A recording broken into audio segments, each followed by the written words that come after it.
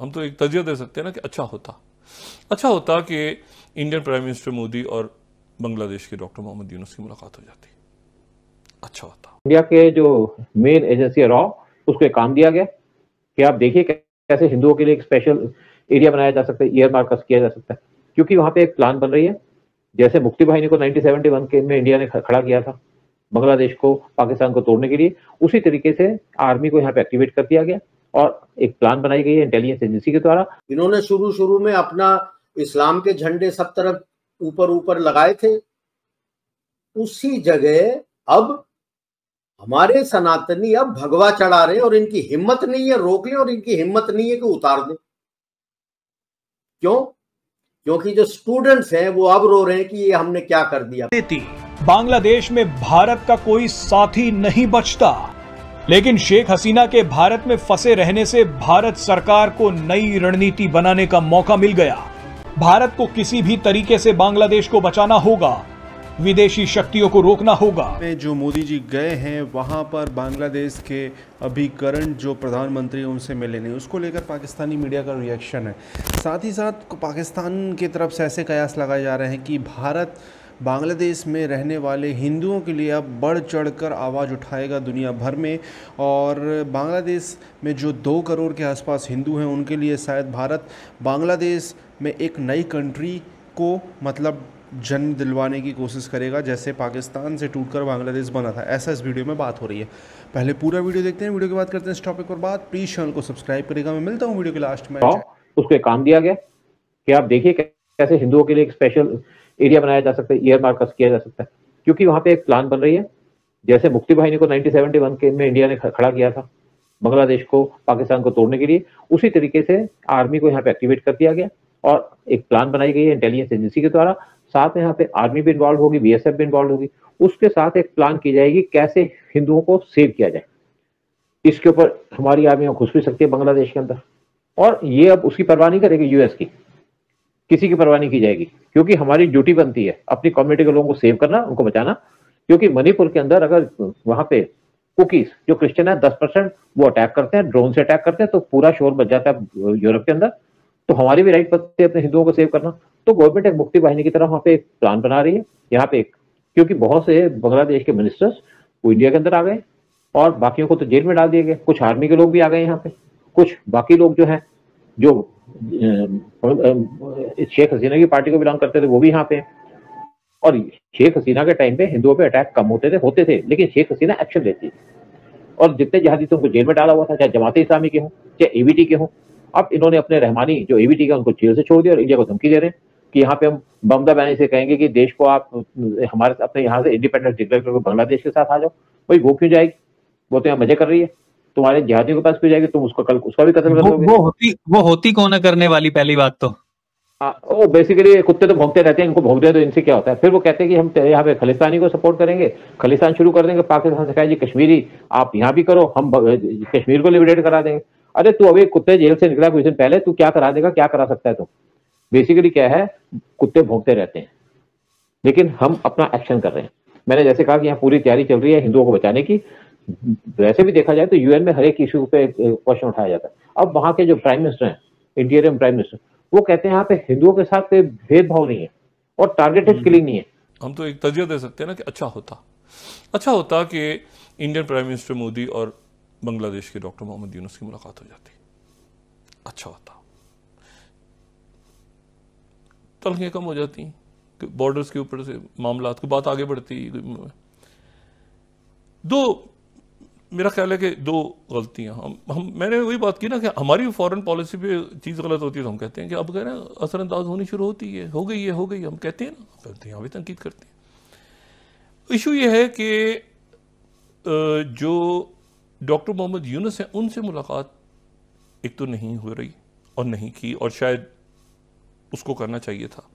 शायद दोनों मुल्कों के वज़राए ख़ारिजा की मुलाकात हो जाए। लेकिन दूसरी जो बात है वो मुनासिब और नहीं है, और उसकी वजह यह है कि इंडियन फॉरेन मिनिस्ट्री की तरफ से कहा गया कि हमने प्रेसिडेंट बाइडेन से बांग्लादेश को डिस्कस किया है और बाकी जो। तो अब मसला यह है कि ये प्रेसिडेंट बाइडेन से इसको डिस्कस किया। इसको देखें ना, ये 19 जो है बांग्लादेश फिगर्ड इन डिस्कशंस ड्यूरिंग क्वाड समिट। अच्छा, अब रेजिम चेंज किया, वो भी फ्लॉप हो गया। तो पागल है, पाकिस्तान से पूछोगे तो उसके पास तो जमैती है, और कौन है उसके पास? द जमैतीज एंड रजाकार, आम पब्लिक जो बांग्लादेश में है उसके लिए बिग नो नो है, बिकॉज दे स्टिल रिमेंबर उन्होंने क्या क्या क्या किया था उनके औरतों के साथ और सबके साथ, मैसेकर्स पाकिस्तान आर्मी के साथ। ढाका में एक बड़ा म्यूजियम है 3 फ्लोर्स का, जहां पे पूरा दिया हुआ है, बच्चों को ले जाते हैं दिखाने के लिए कि 71 वॉर ऑफ टॉर्च लाइट में बांग्लादेश अपने पाकिस्तान आर्मी और रजाकार्स ने क्या किया। उसको भेजा आपने, उन्होंने जाके क्या किया, क्या बोला? उर्दू और पाकिस्तान के साथ गुड रिलेशंस, खत्म। अब आप देख लो क्या सिंबोलिज्म हो रहा है। इन्होंने शुरू में अपना इस्लाम के झंडे सब तरफ ऊपर ऊपर लगाए थे, उसी जगह अब हमारे सनातनी अब भगवा चढ़ा रहे हैं, और इनकी हिम्मत नहीं है रोक लें, और इनकी हिम्मत नहीं है कि उतार दें। क्यों? क्योंकि जो स्टूडेंट्स हैं वो अब रो रहे हैं कि ये हमने क्या कर दिया। वहां पे जो यहाँ पे यूएन इंक्वायरी कर रहा है कि यहाँ पे 500 लोग मारे गए थे शेख हसीना के टाइम में, लेकिन जो वायलेंस हुई अगस्त 5 की, उसके बाद यहाँ जो लोग मारे गए हिंदू, वो 600 से ज्यादा हैं। उस पर तो यूएन कुछ नहीं कर रहा, क्योंकि यूएन के अंदर यूएस का कंट्रोल है। और अब यहाँ पे जो मंदिरों पे अटैक किया गया उस पर कोई नहीं बोल रहा, लेकिन इंडिया उसके ऊपर क्वेश्चन उठा रहा है। मैं देख रहा था कुछ हमारे जो जर्नलिस्ट है वहां जाकर के रिपोर्टिंग कर रहे हैं। एक मंडल नाम का लड़का, उसके ऊपर ब्लेसेमी का लॉ लगा दिया गया कि उसने इस्लाम को गाली दी है, और थाने में जाकर के उसको पीट के मार दिया। 13 साल का लड़का, उसका मर्डर कर दिया। पुलिस खड़ी है, आर्मी खड़ी है, तो फिर कहते थे यार टारगेट किलिंग नहीं है। 49 यहाँ के टीचर्स है, हिंदू टीचर्स है, उनसे रेजिग्नेशन लेटर लिखवा लिए गए। फिर कहते तुम टारगेटिंग, हिंदुओं को टारगेट नहीं कर रहे। किसी मुसलमान से तो नहीं लिखवाया तुमने, चाहे वो अवामी लीग का हो चाहे कोई हो, हिंदुओं से लिखवाया गया। वहां पे हिंदू लड़कियों को जो वहां पे मुस्लिम की मदद कर रही थी, उनके बच्चों को पढ़ा रही थी, टीचर्स को उनको पकड़ा गया, खंबे से बांध दिया, उनकी गोली लगाई गई, उनको बेच दिया गया। कई ऐसे केसेस भी आए जहां पे लड़कियों को बेच दिया गया। आप सोचो कैसे हाल है इन लोगों के, इन जिहादियों के। अच्छा, एक चीज और सर, वहां पर जो हथियारों की भी बात होती थी कि वहां पे हथियार भी अलग तरीके से अमेरिका से, चाइना से कहां से आ रहे थे, और उनसे भारत में दंगे करवाने की या फिर जो वहां पे घुसने की जो कवायद की जा रही थी, उसके बारे में भी आप कुछ अपडेट बता रहे थे, प्लीज वो बताइए। देखिए इसमें क्या है कि इनकी आर्मी जो सामान लेती है ना, 90% जो इनके आर्म्स थे वो चाइनीज आर्म्स थे। अब जब उनकी आर्मी ने यूज करने शुरू किए, वो चले ही नहीं, खुश हो गए। वैसे ही पाकिस्तान को कई बार डिफेंस सिस्टम दिए, वो नहीं काम करते, तो इनको अब चाइना से आर्म्स देने बंद कर रहे हैं।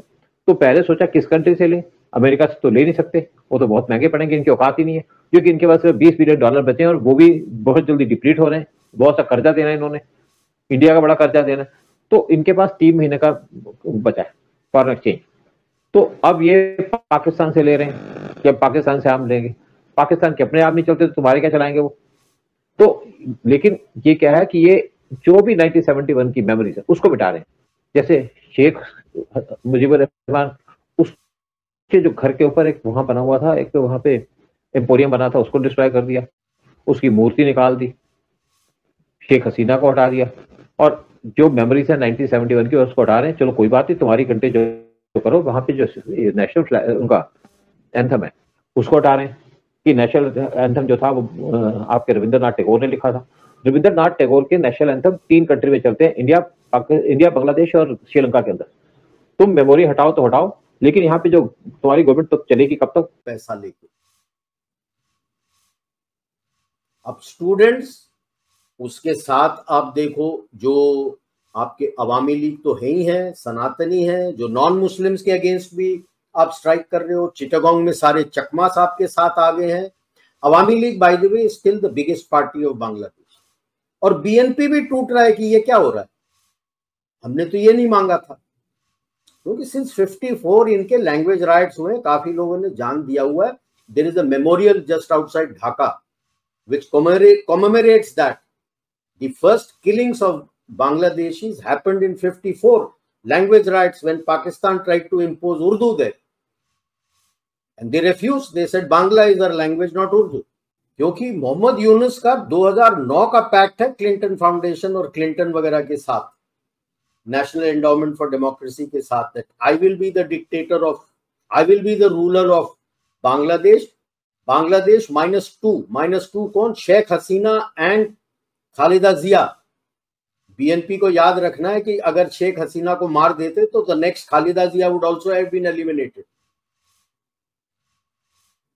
ये तो जो आर्मी चीफ है शेख हसीना के भतीजी का पति है, और यहां से मैसेजिंग उसको गया हुआ था तो उसने 45 मिनट की नोटिस दे दी। By the way, people don't know, helicopter से she came to their airbase next to Dhaka in Mirpur. वहां से जो C-130 उनका प्लेन था उसमें आई। तो दोस्तों ये वीडियो यहाँ पर होता है ख़त्म। आपने देखा किस तरीके से इस वीडियो में बात हो रही थी बांग्लादेश में जो अभी हाल ही में शेख हसीना निकली हैं उसके बाद से बांग्लादेश में सबसे ज़्यादा अटैक्स हिंदुओं पर हुए हैं। इवन हिंदुओं के साथ जो काफिर हैं, मतलब नॉन मुस्लिम हैं, अभी बुद्धिस्ट में एक बौद्ध बिहार में हमला हुआ, उसके साथ क्रिश्चियनों पर अटैक हो रहे हैं। तो इस तरीके की चीज़ें बांग्लादेश में बहुत ज़्यादा सामने आ रही हैं। हालांकि हिंदुओं पर सबसे ज़्यादा अटैक हो रहे हैं। तो जिस हिसाब से हिंदुओं पर अटैक हो रहे हैं उसके बाद हिंदुओं ने भी काउंटर किया। ये बात बहुत बड़ी बात होती है क्योंकि बांग्लादेश में अच्छे खासे नंबर पर हिंदू रहते हैं, उन्होंने काउंटर किया। एक हबीबगंज जो बांग्लादेश का एक शहर है वहाँ का एक वीडियो आया था, वहाँ पर मुस्लिम उस हिंदुओं का जो काउंटर था, मतलब उन्होंने जो धरना प्रदर्शन किया था उसके ऊपर पत्थर बरसा रहे थे और वो इंस्टा पर काफ़ी रील वायरल हो रही थी। हालांकि उसमें कुछ लोग को ये लग रहा था कि ये शायद पश्चिम बंगाल के किसी शहर का कोई वीडियो है, बट उसमें क्लियरली मतलब कमेंट में कई लोग क्लियर कर रहे थे कि ये बांग्लादेश का वीडियो है। तो इस तरीके की चीज़ें बांग्लादेश में हो रही हैं। तो यार अब 2 करोड़ हिंदू के आसपास हैं, अगर उसमें भारत जो दुनिया में सबसे बड़ी हिंदू आबादी, और ऑब्वियसली भारत को आवाज़ उठाना चाहिए। बांग्लादेश के लोग हमेशा से हम ये समझते थे कि वो कट्टर नहीं है, बट एक झटके में वो कट्टर नहीं बने, वो कट्टर ही थे।